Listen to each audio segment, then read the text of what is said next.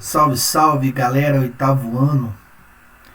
O papai chegou! Professor Alex, Geografia. Tudo bem com vocês? Espero que sim. Vamos dar continuidade aos nossos trabalhos nesse volume 3, unidade 8, em que começamos a desenvolver os conteúdos sobre a revolução e o meio técnico, científico, informacional. A gente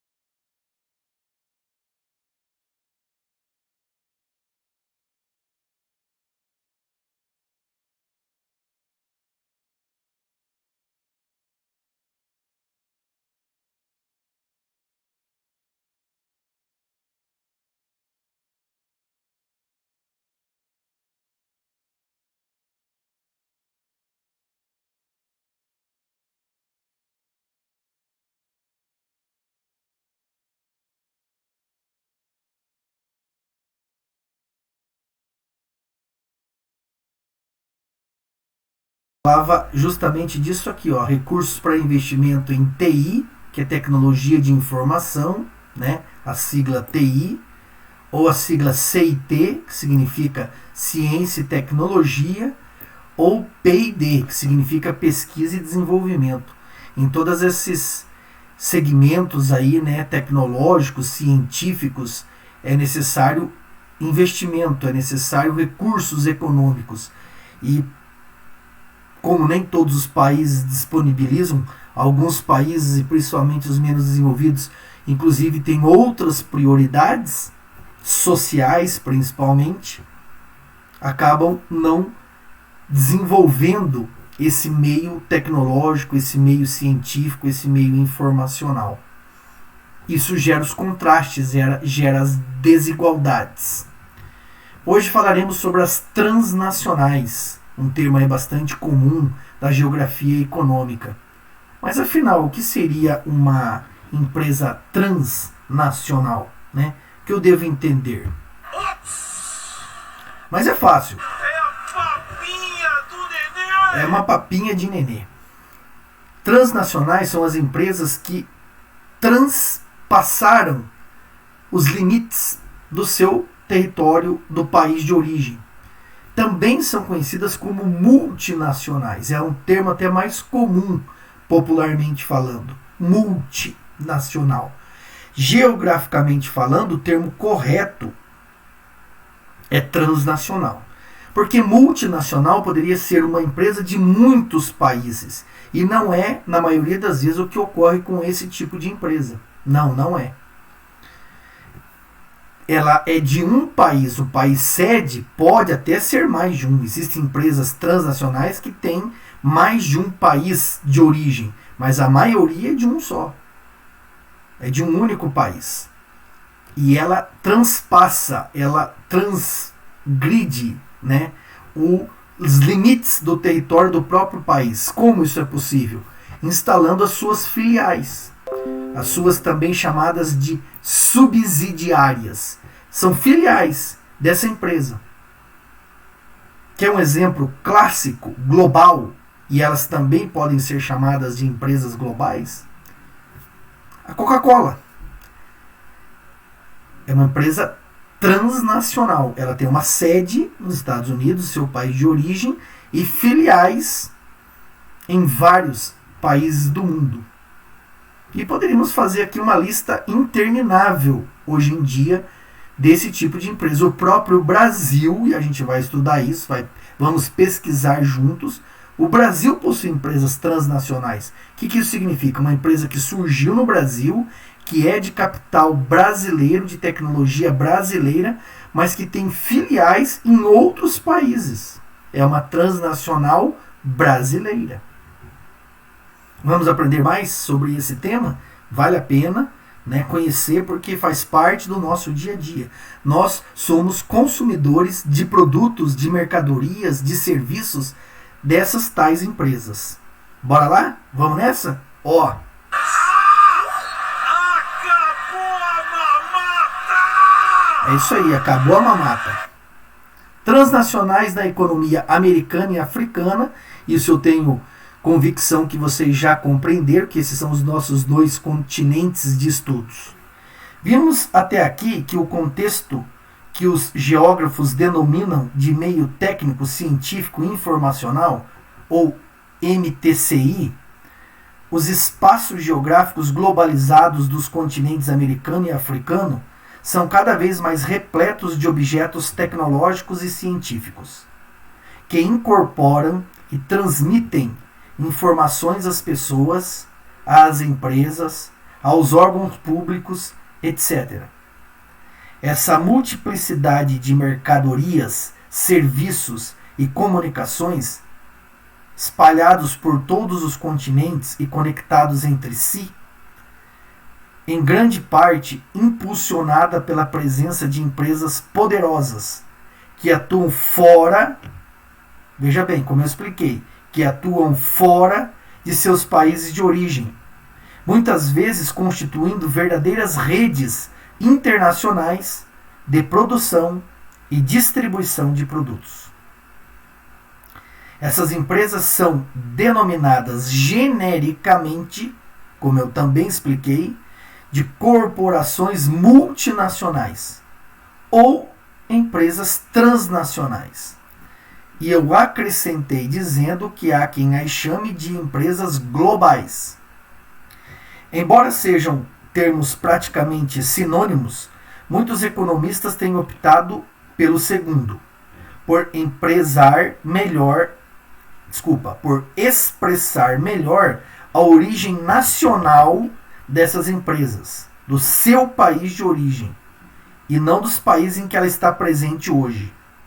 E sua atuação que transcende ou transpõe as fronteiras nacionais, mas se mantém, na maioria dos casos, predominantemente concentrada no país de origem.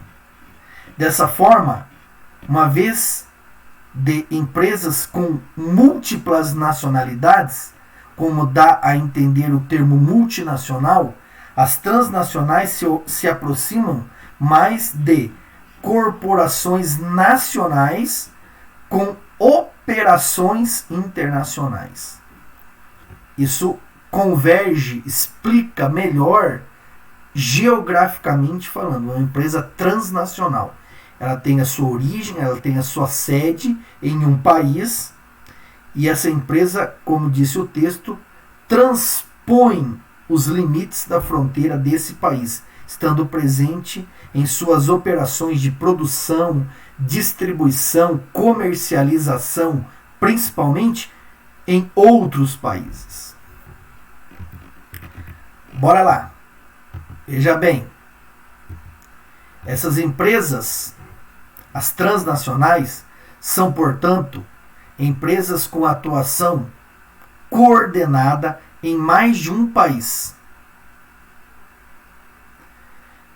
mesmo que se valendo de operações e componentes terceirizados, ou seja, parte considerável da produção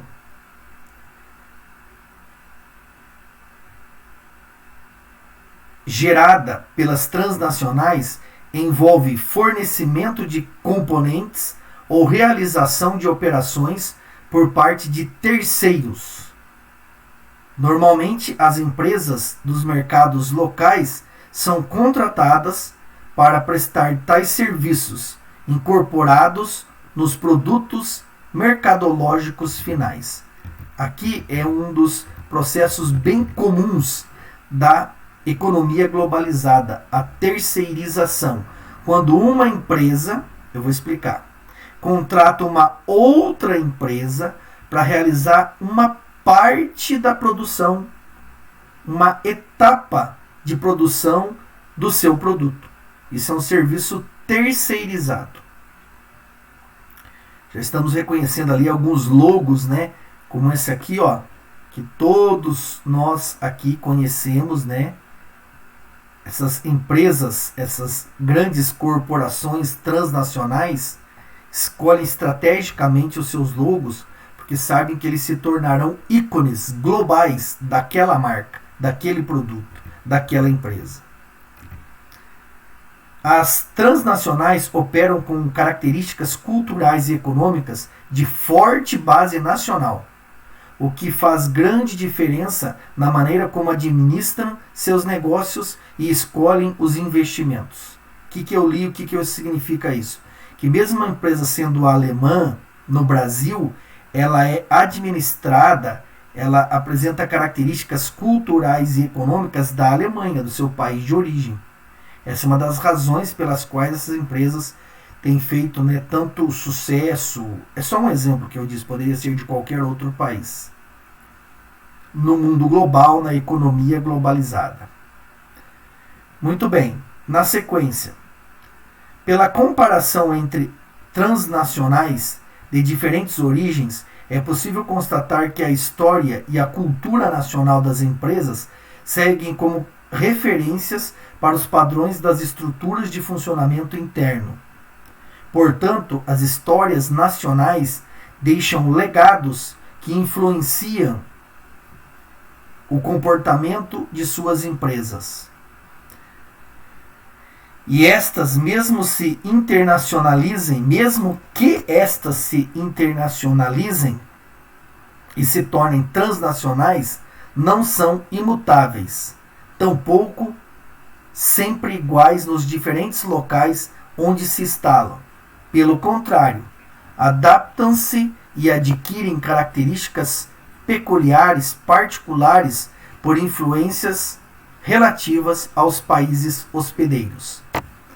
Ela mantém, obviamente, características da sua origem, do seu país de origem, mas elas se adaptam às características dos diferentes países onde elas se instalam, atendendo aos anseios, muitas vezes às exigências, aos critérios do mercado consumidor local, com o objetivo de venda e, obviamente, vendendo, obtém-se cada vez mais lucros. Dessa maneira, as empresas transnacionais, ao interagirem fortemente com as empresas nacionais dos países onde se instalam, servem de estímulo econômico, mas, ao mesmo tempo, tornam a concorrência comercial mais acirrada. Por essa razão, a presença das grandes corporações nas economias nacionais é muitas vezes motivo de controvérsias políticas envolvendo tanto os interesses das empresas nacionais, da população consumidora e do Estado hospedeiro, o país que recebe a filial de uma dessas empresas, quanto os interesses das transnacionais. Existe hoje no cenário global um grande conflito, né, de disputa de poderes entre os estados, os governos, os estados modernos e essas grandes corporações transnacionais. Historicamente, para a gente finalizar, as grandes empresas que passam a atuar além das fronteiras de seus países de origem contribuíram em diversas ocasiões para a consolidação de projetos geopolíticos. Além disso, são acusadas de acentuar a condição de dependência econômica, científica e tecnológica do mundo periférico, dos países mais pobres, em relação aos países mais desenvolvidos, os mais ricos, uma vez que tendem a acirrar, a aumentar, a potencializar a concorrência dos mercados, aumentando a competitividade. Isso tem um lado bom, mas também tem um lado ruim. O lado bom é que o consumidor passaria a ter acesso a, muitas vezes, tecnologias mais sofisticadas e a concorrência de preços, evitando assim as práticas de monopólio, quando uma única empresa domina o mercado. E o lado negativo seria que, muitas vezes, essa competitividade, essas empresas são tão poderosas economicamente que elas usam prática de redução de preços e acabam falindo a empresa nacional, gerando desemprego. Então vamos nessa. E dessa maneira dificultando o desenvolvimento de uma base empresarial própria nos setores mais internacionalizados. Dada a dificuldade dos empresários locais competirem com as grandes empresas estrangeiras, a dependência em relação a seus serviços e tecnologias aumenta. Também são recorrentes denúncias de irresponsabilidade social, na questão ali trabalhista inclusive, fiscal, porque muitas vezes acabam se beneficiando de benefícios e isenções fiscais de impostos, e aí o governo deixa de arrecadar, e o governo não arrecadando, ele não tem recursos para os serviços públicos, os serviços que o Estado oferece, e também e principalmente problemas ambientais. Os interesses econômicos das transnacionais estão fortemente associados aos interesses políticos de seus países de origem, conforme vimos em relação à expansão dos investimentos chineses em países da América Latina e da África, entre muitos exemplos. Fica aí como dica as atividades do olhar geográfico e também do CA, obviamente, que eu estarei